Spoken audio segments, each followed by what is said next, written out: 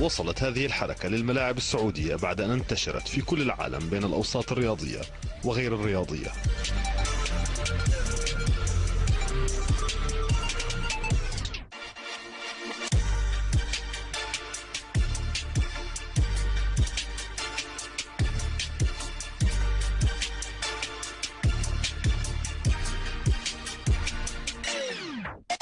هذه الحركة تسمى بالداب.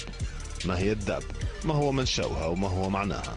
بشكل عام الداب أصبح نوع من أنواع رقص موسيقى الهيب هوب، ويقال أن أصله يرجع إلى مدينة أتلانتا الأمريكية.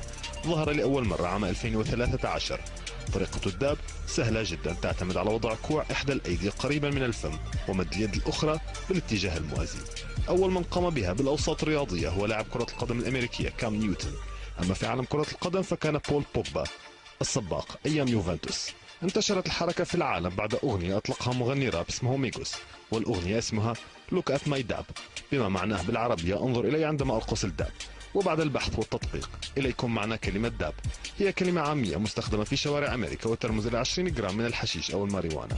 أما الفعل من الكلمة هو دابينج، وتعني استنشاق كمية كبيرة من ال THC، وهي المادة الكيميائية الموجودة في الحشيش، والتي عند استنشاق كمية كبيرة منها تجعل الإنسان يسعل أو يكح بطريقة تنتج الحركة الشهيرة. والآن نترككم مع كاتب الأغنية المسؤول عن انتشار الحركة مغني الراب باو واو، سوف يشرح لكم معنى الكلمة. نتابع. First of all, dab is a strong way to smoke marijuana, right? It's the purest form of marijuana. It's extremely strong. So the dance comes from when you smoke and you cough, and the first thing you do is so understand what you're doing before you do it. Parents, watch your kids because they could be dabbing. أغلب من يقوم بحركة الداب حاليا لا يعرف معناها، مصدرها أو كيف نشأت، خاصة الرياضيين. الآن بعد هذا التقرير أصبحت تعرف ما هو الداب. لك القرار، الاستمرار بها أو التوقف. رفيق الحلوى العربية. فتحول